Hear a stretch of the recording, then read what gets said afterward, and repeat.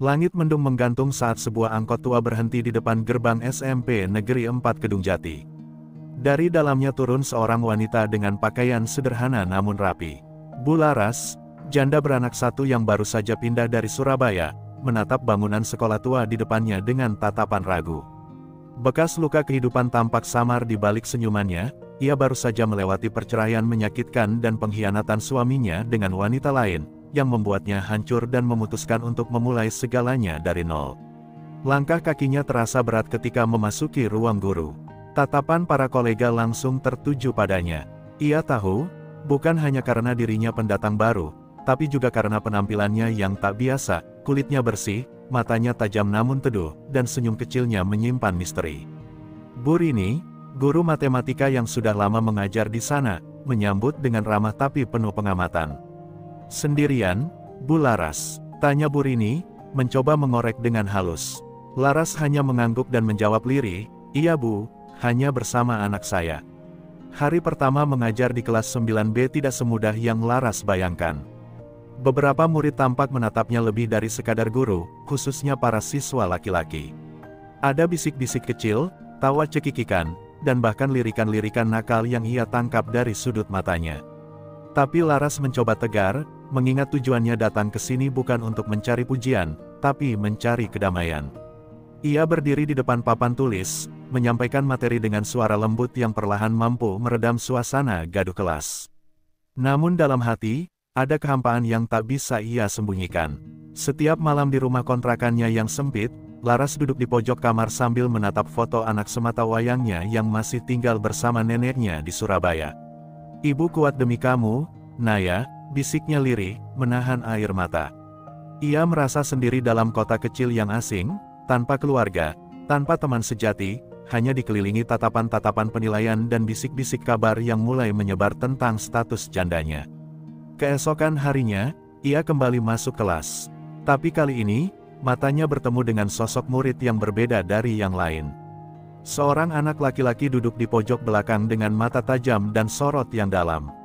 Namanya Rian. Ia tak seperti yang lain, diam, tenang, dan pandai menulis puisi. Di balik wajah polosnya, tersimpan kepedihan yang membuat Laras merasa seolah sedang bercermin. Ada sesuatu dalam diri Rian yang membangkitkan rasa ingin tahu dalam dirinya. Waktu demi waktu, Laras mulai memperhatikan Rian lebih dari murid lainnya. Ia membaca tugas-tugas karangan Rian dengan penuh minat, menemukan bait-bait puitis yang menggambarkan kesepian, patah hati, dan kerinduan yang terlalu dewasa untuk anak seumur itu. Hatinya tersentuh. Ia merasa, hanya lewat tulisan Rian, seseorang akhirnya bisa memahami luka dalam dirinya. Namun semua perhatian itu tak luput dari mata rekan-rekannya. Bu Rini mulai bertanya-tanya, "Sering ya kamu puji si Rian itu? Dia memang pintar sih, tapi jangan terlalu dekat, Bu. Anak laki-laki zaman sekarang cepat salah paham." Laras hanya tersenyum, menepis angin gosip dengan sopan, tapi hatinya tak bisa memungkiri bahwa ia merasa tenang saat berbicara dengan Rian, ada ruang kosong dalam dirinya yang perlahan terisi. Dan dari situlah semuanya dimulai, dari kesunyian dua jiwa yang saling menemukan dalam ruang kelas yang penuh batas.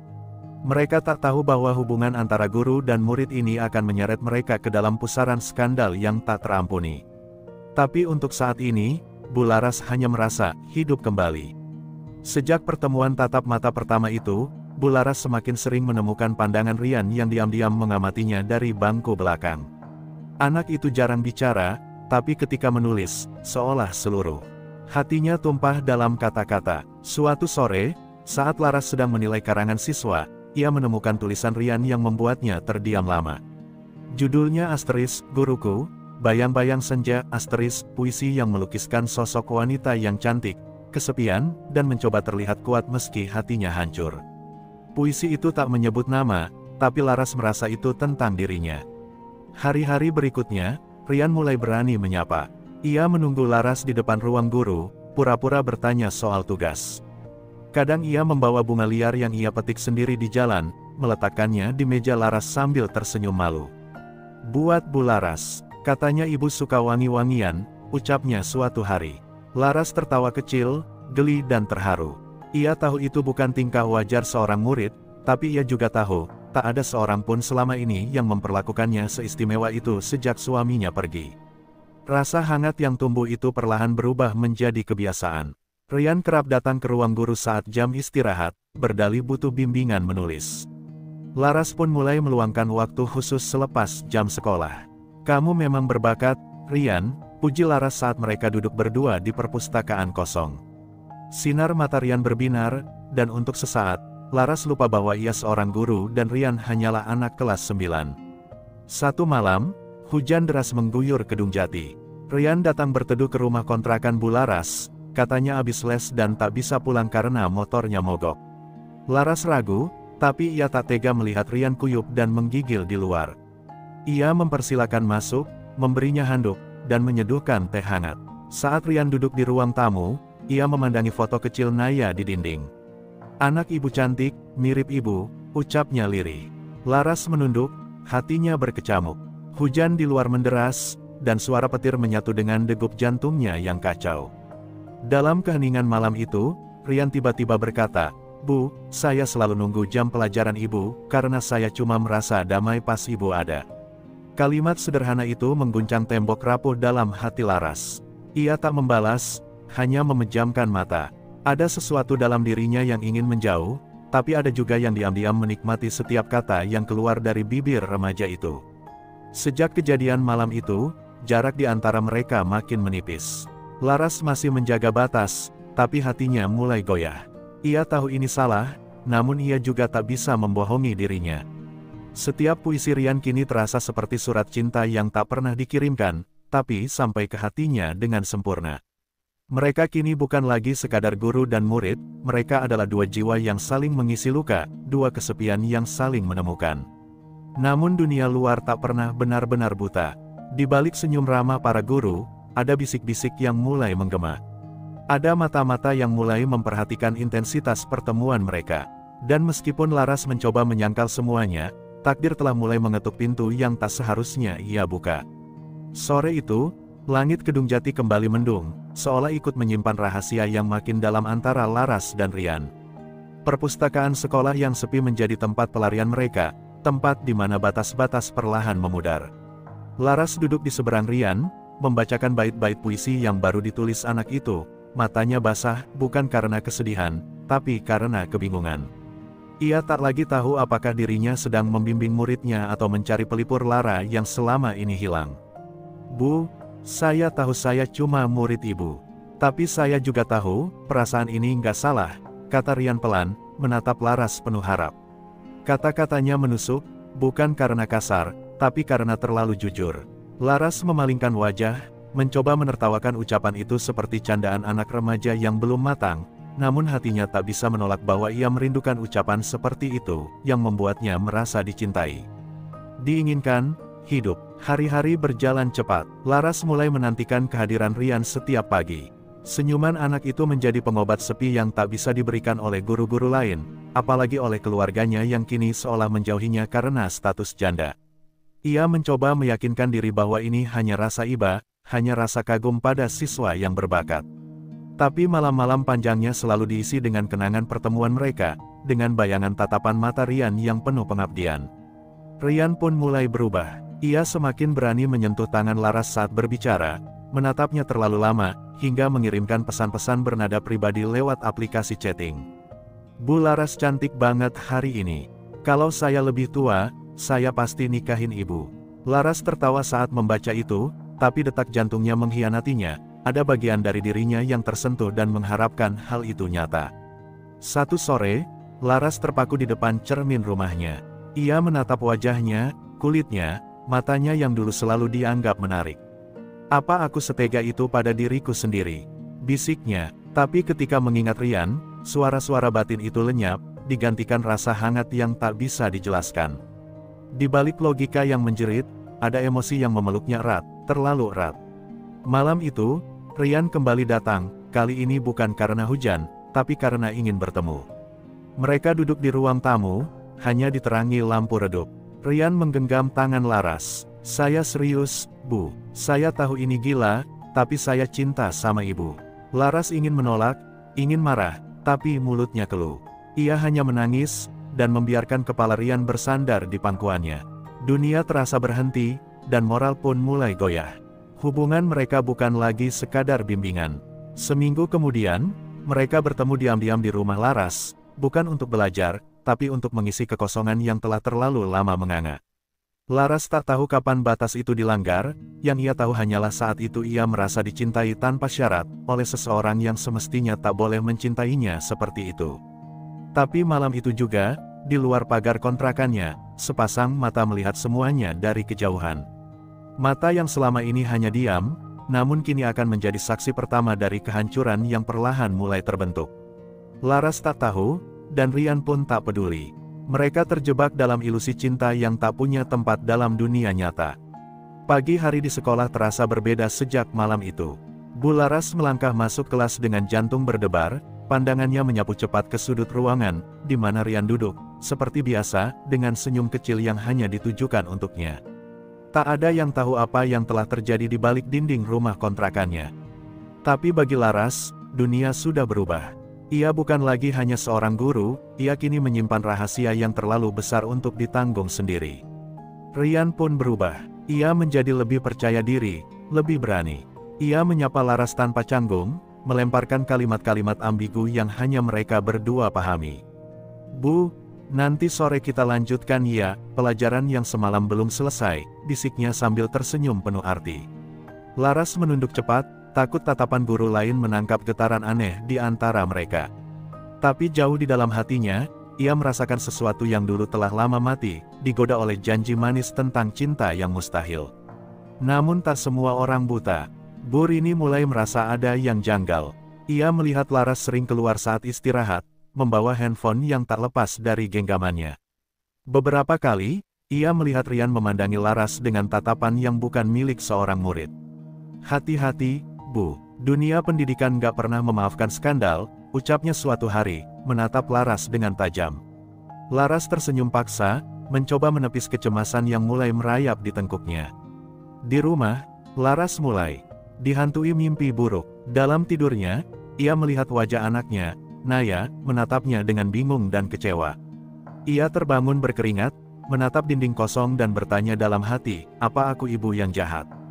Tapi ketika Rian kembali mengirim pesan suara tengah malam, dengan suaranya yang lembut memanggil, "Bu Laras, aku kangen," semua kegelisahan itu lenyap, ditelan gelombang emosi yang tak bisa ia bendung. Rian, dengan polosnya, mulai membuat rencana. Ia menulis surat untuk Laras, berisi khayalan masa depan mereka. "Kalau aku udah 18, kita bisa pergi dari sini. Aku bisa kerja apa aja, asal sama ibu." Kalimat-kalimat itu membuat Laras menangis. Ia tahu, dunia tak semudah itu. Tapi bagian dalam dirinya yang rapuh mulai tergoda oleh kemungkinan yang tak masuk akal. Cinta bisa jadi dosa, tapi rasanya terlalu manis untuk ditolak. Namun di balik kebahagiaan semu itu, suara-suara sumbang mulai terdengar. Ada yang mulai bertanya mengapa Rian sering terlihat bersama Laras. Ada guru yang mulai memeriksa daftar bimbingan belajar dan mendapati bahwa hanya Rian yang mendapat perhatian khusus. Laras merasa seolah sedang berjalan di atas tali tipis, sedikit saja terpeleset, semuanya akan runtuh. Puncaknya datang ketika kepala sekolah memanggil Laras. Dengan nada hati-hati, beliau bertanya, "Ada isu yang berkembang, Bu Laras, tentang kedekatan ibu dengan salah satu murid. Saya harap ini hanya kesalahpahaman." Laras menahan napas. Ia menjawab dengan suara tenang, "Saya hanya membimbing murid yang punya potensi, Pak." Tapi di balik senyumnya, jantungnya berdebar keras. Ia tahu waktunya hampir habis. Di ujung hari, Laras dan Rian duduk berdua di taman sekolah. Matahari terbenam menghiasi langit dengan warna jingga yang indah namun muram.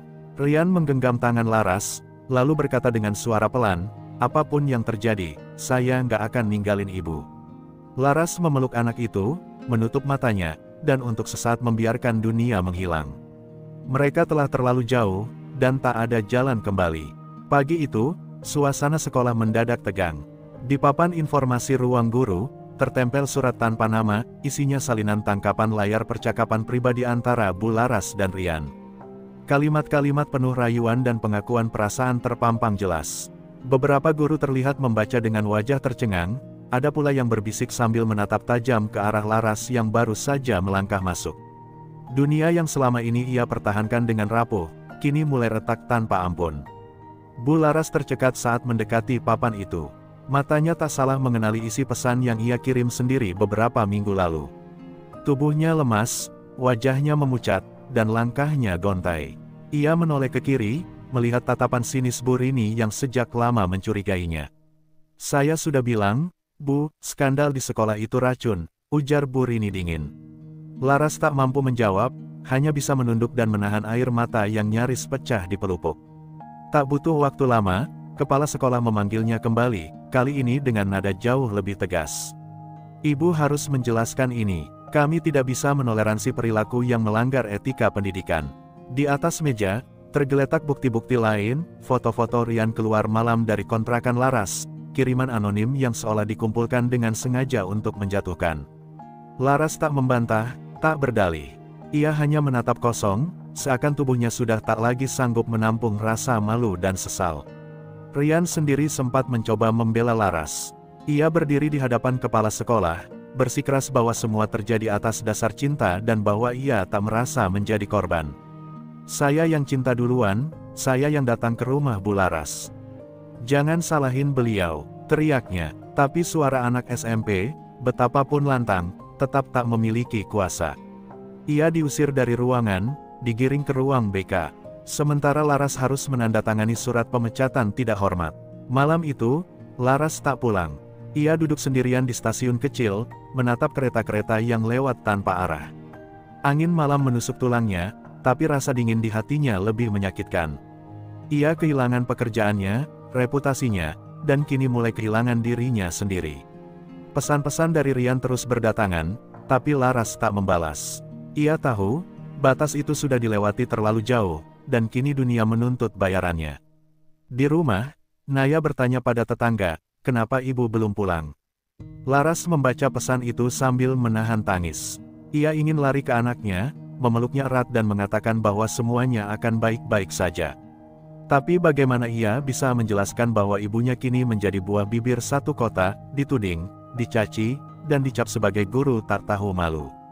Keesokan harinya, wartawan lokal mulai mengejar kabar. Foto Laras tersebar di media sosial, disandingkan dengan judul-judul miring, "Guru janda tersandung skandal asmara dengan murid SMP." Di pasar, namanya jadi bahan gunjingan. Di sekolah, guru-guru lain cuci tangan, seolah tak pernah mengenalnya. Ia sendirian, dengan aib yang akan melekat selamanya dalam hidupnya. Sementara itu, Rian dikabarkan mengalami depresi. Ia enggan berangkat sekolah, dikurung oleh orang tuanya yang murka. "Kamu memalukan keluarga, anak gila," teriak ayahnya. Dunia remaja yang semula penuh warna, kini menjadi gelap dan penuh penyesalan. Dua jiwa yang saling mencari pelipur lara, kini karam dalam gelombang kenyataan yang kejam. Tanda hubung, tanda hubung, tanda hubung. Hari-hari berlalu dengan sunyi yang menyiksa. Bu Laras akhirnya kembali ke rumah kontrakannya, hanya untuk mendapati Naya memeluknya erat sambil menangis. "Ibu kemana aja? Aku takut, Bu." Tangis anak itu mengoyak dada Laras lebih dalam daripada hujatan manapun. Ia hanya bisa memeluk Naya dan menangis bersamanya di lantai ruang tamu yang dingin, tanpa berani mengucapkan sepatah kata pun soal kenyataan yang sebenarnya. Tak keluar rumah selama berhari-hari, Laras hidup dalam bayang-bayang aib. Ia menutup semua tirai jendela, mematikan ponsel, dan menolak bertemu siapapun. Satu-satunya suara yang masih ia dengar hanyalah suara Naya yang tiap malam memanggilnya untuk makan, dan suara pikirannya sendiri yang terus memutar ulang kesalahan itu. Cinta yang dulu menghidupkannya, kini telah membunuh segalanya. Yang tersisa hanyalah luka yang bahkan tak bisa diceritakan. Sementara itu, Rian dikurung oleh orang tuanya. Ia kehilangan kebebasan, dilarang membawa ponsel, bahkan tak diizinkan berbicara tentang Laras. Ibunya menangis setiap malam, menyebutnya sebagai anak durhaka, sementara ayahnya mengancam akan memindahkannya ke pondok pesantren di luar kota. Dalam diam, Rian mencoret dinding kamarnya dengan spidol, "Aku hanya mencintai dia." Tapi cinta itu kini jadi kutukan yang membakar seluruh hidupnya. Laras mulai kehilangan arah. Ia mencoba melamar pekerjaan lain, namun setiap tempat menolak setelah mendengar namanya. Reputasinya hancur, dan kabar tentang skandal itu sudah terlalu meluas untuk bisa dibendung. Ia hanya bisa menatap Naya yang semakin hari semakin murung, kehilangan semangat sekolah karena ibunya sering termenung, diam, dan seperti orang yang kehilangan jiwa. Suatu malam, Laras duduk di dapur, menatap pisau yang tergelak di meja. Pikiran gelap sempat melintas, tapi ketika Naya datang dan memeluknya dari belakang sambil berkata, "Ibu jangan tinggalin aku ya," Laras tersentak. Ia menangis sejadi-jadinya, menyadari bahwa bagaimanapun rusaknya dirinya di mata dunia, di mata anaknya, ia tetaplah seorang ibu yang dicintai. Ia berjanji untuk bertahan, setidaknya demi satu-satunya alasan ia masih bernapas. Ryan mencoba menghubungi Laras lewat email, satu-satunya jalur yang belum diblokir orang tuanya. Dalam tulisannya, ia berkata bahwa ia ingin kabur, pergi ke kota lain, bekerja serabutan dan mulai hidup baru bersama. Tapi Laras tak membalas. Ia hanya membaca surat itu berkali-kali sambil menangis, sadar bahwa hidup mereka tak bisa diulang atau diperbaiki hanya dengan lari. Kehidupan Laras kini seperti berjalan di atas pecahan kaca. Setiap hari adalah rasa sakit, rasa malu, dan penyesalan. Ia merasa terasing dari masyarakat, bahkan dari dirinya sendiri. Namun jauh di dasar hatinya, ada secuil suara yang terus berkata, "Aku hanya ingin dicintai, sekali saja, sungguh-sungguh." Dan itulah alasan kenapa ia begitu lemah di hadapan Ryan, karena cinta itu membuatnya merasa hidup, meski hanya sekejap. Di luar rumah, langit mulai mendung. Hujan turun deras, seolah langit pun menangisi nasib dua jiwa yang saling mencintai dalam waktu dan cara yang salah. Laras berdiri di jendela, memandang hujan sambil memeluk Naya dari belakang. Tak ada lagi rencana masa depan, tak ada harapan. Yang ada hanya detik ini, dan tekad untuk bertahan, satu hari lagi. Hidup Bu Laras kini ibarat berjalan dalam kabut pekat yang tak kunjung reda. Setiap langkah terasa berat, setiap tatapan orang seperti tusukan tak kasat mata. Meski berusaha menjalani hari demi hari dengan Naya di sisinya, ada saat-saat di mana ia hanya duduk termenung di depan cermin, bertanya pada bayangannya sendiri, apakah aku ini monster? Suara-suara sumbang di luar rumah masih terdengar, meski samar, cukup untuk membuat hatinya kembali remuk setiap kali. Di sekolah Ryan, suasana tak kalah kelam. Ryan dipindahkan ke kelas siang agar tak banyak bertemu teman-teman lamanya. Namun bisik-bisik tetap mengejarnya. Di dinding kamar mandi sekolah, seseorang menulis dengan spidol merah, "Sang murid pecinta janda." Setiap melihatnya, Ryan hanya menunduk, menahan amarah dan malu yang bercampur aduk. Dunia remajanya direnggut oleh satu perasaan yang ia pikir tulus, namun ternyata membawa petaka. Suatu malam, Bu Laras mendapat surat kaleng yang diselipkan di pintu rumah. "Pergi dari desa ini, kami tidak butuh pendidik yang hina," tulisnya dengan huruf kapital merah menyala. Ia membacanya tanpa ekspresi, lalu membakar kertas itu di dapur. Tapi di dalam hatinya, luka itu seperti disayat ulang. Ia tahu, selama tinggal di tempat ini, masa lalu akan terus mengejarnya. Ia bahkan mulai khawatir keselamatan Naya, yang beberapa kali pulang sekolah dengan wajah murung dan enggan bercerita. Ryan, yang mulai merasakan tekanan tak tertahan di rumah, memutuskan kabur. Ia mencuri uang dari dompet ibunya, menyelinap keluar malam hari, dan naik bus menuju kota tempat Laras tinggal. Dalam hatinya, ia hanya ingin satu hal, bertemu kembali dengan wanita yang membuatnya merasa hidup. Ia percaya bahwa cinta mereka, walau dicap salah oleh dunia, adalah satu-satunya hal yang masih murni dan nyata di hidupnya. Pukul 2 pagi, pintu rumah kontrakan Laras diketuk keras. Ia terkejut bukan main saat membukanya dan mendapati Ryan berdiri di ambang pintu dengan tas ransel kecil dan wajah lusuh. "Aku nggak tahan, Bu, aku cuma mau ketemu ibu," katanya sambil menahan tangis. Laras terpaku, antara bahagia, takut, dan putus asa, semuanya bercampur dalam hatinya. Ia tahu, membiarkan Ryan masuk lagi ke dalam hidupnya adalah kesalahan yang bisa membunuh sisa martabatnya. Tapi, ia juga tahu, hatinya tak cukup kuat untuk mengusir pemuda itu.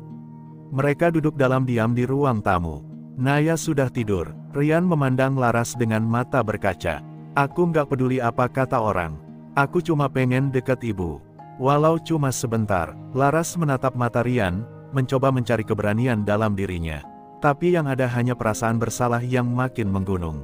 Ia tahu, membiarkan ini berlanjut sama saja dengan menusuk diri sendiri lebih dalam. Akhirnya, dengan suara bergetar, Laras berkata lirih, "Ryan, kita nggak bisa seperti ini terus. Aku sudah jatuh. Dan kalau kamu tetap di sini, kamu akan jatuh lebih dalam lagi. Ia memeluk Rian untuk terakhir kalinya, memejamkan mata, lalu berkata, besok pagi kamu harus pulang.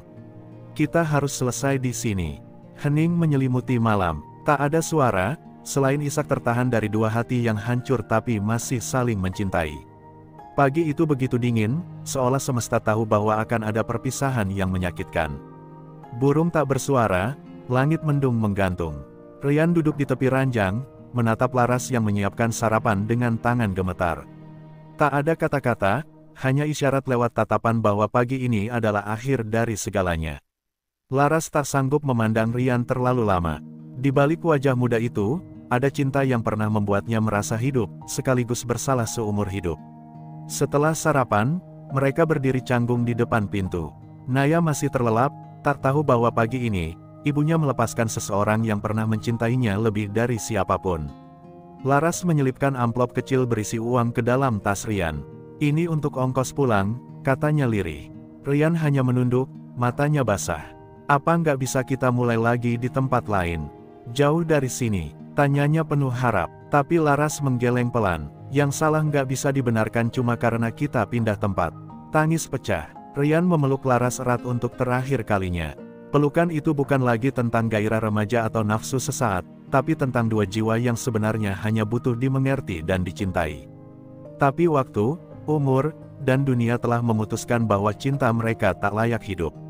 Rian akhirnya melangkah pergi. Laras menatap punggungnya hingga menghilang di ujung jalan, lalu menutup pintu perlahan, dan untuk pertama kalinya sejak semua terjadi, ia tersungkur, menangis hingga suaranya habis.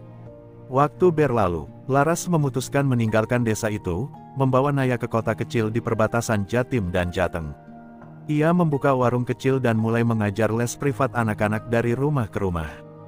Perlahan, ia membangun hidup dari serpihan kehancuran. Ia tak pernah lagi mengajar di sekolah formal, tapi setiap kali melihat wajah polos murid-murid kecilnya, ia diingatkan betapa besar tanggung jawab seorang guru, dan betapa dalam luka yang pernah ia timbulkan. Rian, setelah kembali ke rumah, akhirnya dikirim ke pesantren oleh orang tuanya. Ia tumbuh menjadi pemuda pendiam. Di hatinya, kenangan tentang Laras tak pernah benar-benar hilang. Namun ia belajar menerima bahwa tidak semua cinta ditakdirkan untuk memiliki. Ia menuliskan kisahnya dalam sebuah catatan harian yang ia sembunyikan di bawah ranjang, kisah tentang cinta pertama yang indah sekaligus menghancurkan. Tahun-tahun berlalu, di suatu pagi, ketika Laras sedang menyapu teras warung kecilnya, seorang pemuda dengan wajah dewasa dan sorot mata lembut menghampirinya. Ia tersenyum dan berkata, "Bu, masih ingat saya?" Laras mematung. Air matanya langsung menetes sebelum sempat menjawab. Di hadapannya, berdiri Rian, kini lebih tinggi, lebih matang, namun masih menyimpan mata yang sama. Mata yang dulu pernah menatapnya dengan cinta, dan kini menatapnya dengan damai. Mereka duduk berdua di bangku kayu kecil, dengan secangkir teh di tangan. Tak ada pelukan, tak ada ungkapan rindu. Hanya percakapan dua manusia yang saling mendoakan dari kejauhan. Rian pamit setelah 1 jam berbincang, lalu pergi tanpa janji akan kembali. Laras menatap langit setelah itu, tersenyum untuk pertama kalinya dalam waktu yang sangat lama. Mungkin, dosa memang tak bisa ditebus dengan air mata, tapi bisa diikhlaskan dengan pengampunan. Di dalam hatinya, Laras tahu, cinta itu pernah ada, dan meski salah, ia telah mengajarinya banyak hal. Tentang kejatuhan, kesakitan, dan keikhlasan, dan kini, ia hidup bukan untuk melupakan, tapi untuk memaafkan, terutama memaafkan dirinya sendiri.